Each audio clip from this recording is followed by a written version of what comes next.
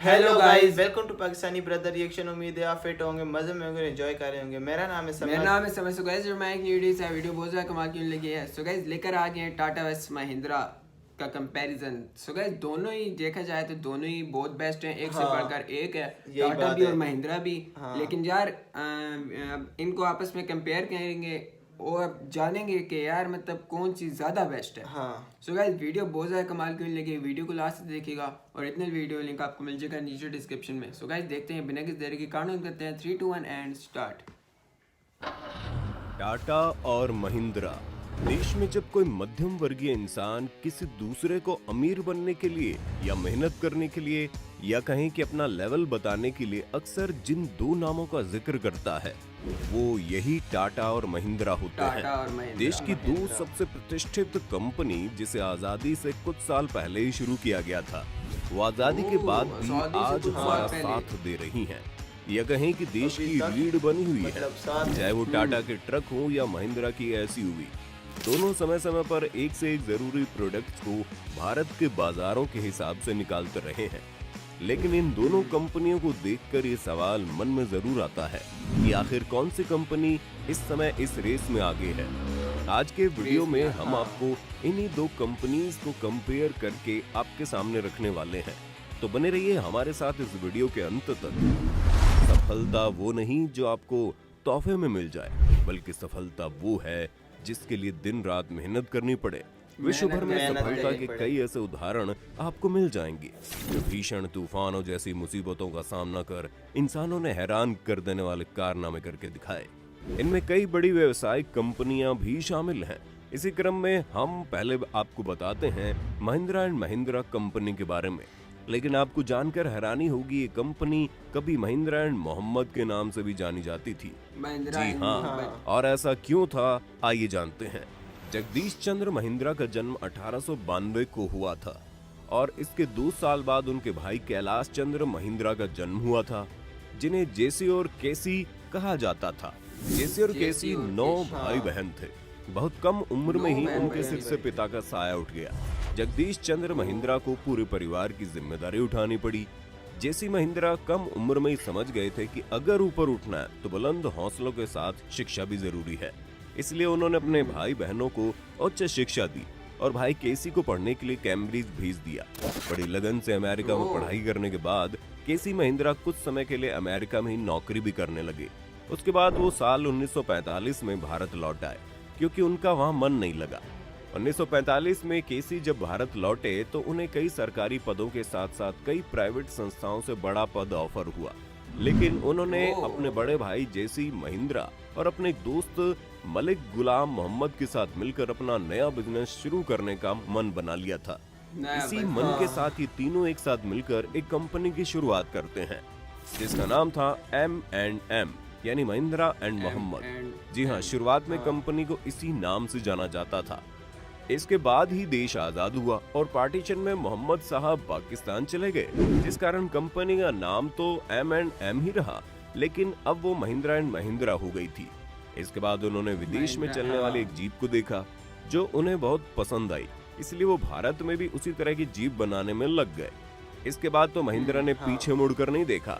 Mahindra XUV, Mahindra Scorpio से लेकर और भी बहुत सी महिंद्रा की ऐसी गाड़ियां उन्होंने दी जो भारतीय लोगों की तरक्की की निशानी बन गई।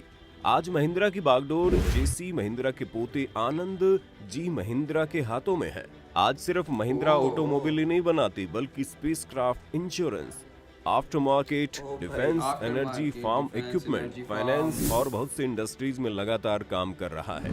आज अगर महिंद्रा ग्रुप के अंदर टोटल नंबर ऑफ कंपनीज की बात करें तो 150 है, जिनमें करीब 2.5 लाख लोग नौकरी करते हैं। 2021 की बात करें तो इस कंपनी ने पिछले साल 45,000 करोड़ रुपए की एनुअल सेल की थी, जो कि अपने आप में एक बड़ा अमाउंट है। और आज महिंद्रा कंपनी नेटवर्थ की बात करें तो वो 190 करोड़ US डॉलर है, यानी करीब 13.5 हजार करोड़ रुपए। लेकिन दोस्तों, जैसा कि हमने आपको पहले ही बताया था कि महिंद्रा के साथ ही एक और कंपनी ने भारत में जन्म लिया था। उसका नाम आज कौन नहीं जानता। जी हाँ, हम बात कर रहे हैं टाटा मोटर्स की, जो कि टाटा ग्रुप की एक बहुत बड़ी कंपनी है, जिसकी शुरुआत उसी साल हुई जिस साल महिंद्रा की शुरुआत हुई थी। लेकिन टाटा उस समय महिंद्रा की तरह छोटे ऑटोमोबाइल की जगह बड़े बड़े लोकोमोटिव इंजन बनाने वाली कंपनी थी। लेकिन महिंद्रा को देखकर या कहें कि आजादी के बाद देश में बढ़ती ऑटोमोबाइल कार और गाड़ियों की मांग को देखते हुए टाटा भी बहुत दिनों से इससे दूर नहीं रहा और लगातार काम करते हुए उन्होंने 1954 में टाटा की पहली कमर्शियल कार का निर्माण किया। इसके बाद कंपनी इसी दिशा में काम करने में लग गई। 1988 में उन्होंने अपनी पहली पैसेंजर गाड़ी टाटा मोबाइल निकाली जो काफी हिट साबित हुई और उसके बाद उन्होंने 1991 में टाटा सियारा लॉन्च की। लेकिन अभी भी टाटा जीप की तरह ये लोगों के पास तक नहीं पहुंच पाई थी। इसलिए 1998 में उन्होंने पहली बार पूरी तरह से इंडिया में बनी एक कार को लॉन्च किया जिसका नाम सबने सुना ही होगा और अब शायद भूल भी रहे होंगे। जी हाँ, हम बात कर रहे हैं टाटा इंडिका की, जिसने अपने आने के साथ ही मार्केट में खलबली मचा दी। इसके बाद Tata Indigo, Tata safari, Tata Sumo और दुनिया की सबसे सस्ती कार टाटा नैनो जैसी गाड़ियां निकली। आज वही टाटा मोटर्स इंडिया की सबसे सेफ कारों को बनाकर मार्केट में लाने में लगी है, जैसे टाटा जेस। इसके अलावा टाटा ने 2008 में विश्व मंदी के कारण लगभग बंद होने वाली जगुआर और लैंड रोवर जैसी विदेशी कंपनीज को भी खरीदकर उन्हें टाटा मोटर्स का हिस्सा बनाया। आज अगर टाटा मोटर्स की बात करें तो भारत में लगभग हर भारतीय का विश्वास जीतने में सफल रही है। टाटा कंपनी ने 2021 में 61,378 करोड़ रुपए की सालाना बिक्री करके अपने ही पिछले साल के रिकॉर्ड में 14.4% की बढ़ोतरी की है, जो कि महिंद्रा ग्रुप के टोटल सेल से करीब 15,000 करोड़ ज्यादा है। इसके साथ ही टाटा मोटर्स ने करीब 241,000 कमर्शियल गाड़ियों को 2021 में पूरे भारत में बेचा। ये तो हो गई इनकी शुरुआत की कहानी। आइए अब इसके बेसिस पर दोनों कंपनियों के बारे में कुछ और कंपैरिजन देखते हैं। अगर टाटा मोटर्स के मालिक की बात करें तो टाटा मोटर्स को टाटा ग्रुप की तरफ से चलाया जाता है, यानी कि वही इस कंपनी की पेरेंट कंपनी है, जिसकी नेटवर्थ लगभग 110 अरब यूएस डॉलर है, जो कि महिंद्रा ग्रुप से कहीं ज्यादा है। इस तरह से आप समझने की कोशिश करें कि चाहे वो नेट सेल अमाउंट हो या नेट व्हीकल की बिक्री हो, टाटा ने इस मामले में बाजी मार ली है। लेकिन अगर महिंद्रा की बात करें तो उनकी कार बोलेरो ने एक साल में करीब 53,000 यूनिट सेल कर दी है। अब अगर बिजनेस से अलग हटकर परफॉर्मेंस की बात करें तो महिंद्रा की एसयूवी कारें जैसे बोलेरो, स्कॉर्पियो, एक्सयूवी, टीयूवी, ये सब आज के समय में टाटा की एसयूवी को पीछे छोड़ती हुई नजर आती हैं। महिंद्रा की बोलेरो आज ग्रामीण भारत में बहुत बेहतर ढंग से परफॉर्म कर रही है, लेकिन टाटा की कार अगर देखें तो वो बहुत ज्यादा शहरी लोगों के लिए रह गई है। टाटा की लगभग एसयूवी अब मार्केट में उतना अच्छा परफॉर्म नहीं कर पा रही है जो आज से एक दशक पहले करती थी। इसके अलावा और भी बहुत सी बातें हैं जिनमें दोनों कंपनियां एक दूसरे से बेहतर नजर आती हैं, लेकिन बतौर भारत की तरक्की की नजर से देखें तो आजादी के बाद इन दो कंपनियों ने देश को एक रफ्तार जरूर। इसी के साथ ये वीडियो खत्म। सो गाइस देखा आज हमने मतलब यार टाटा और महिंद्रा।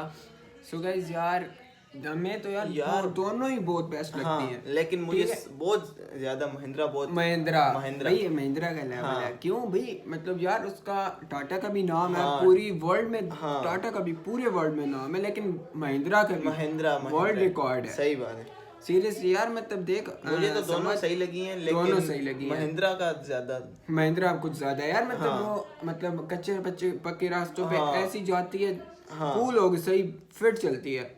और जो ये टाटा है ना, ये कुछ इसकी गाड़ियां ऐसी हैं जो अभी मार्केट भी कम हो गई है उसकी। यही बात क्योंकि मतलब यार महंगी होंगी या तो फिर लोग अफोर्ड नहीं कर सकते, नहीं कर सकते, यही तो बात होती है। सो गाइस यार हमें तो यार वीडियो बहुत ज़्यादा कमाल की लगी है। आपको कैसी लगी है कमेंट सेक्शन में ज़रूर बताइएगा। सो गाइस मिलते हैं नेक्स्ट वीडियो में, तब तक अपना बहुत ज़्यादा ख्याल रखिएगा। तो यार बाय।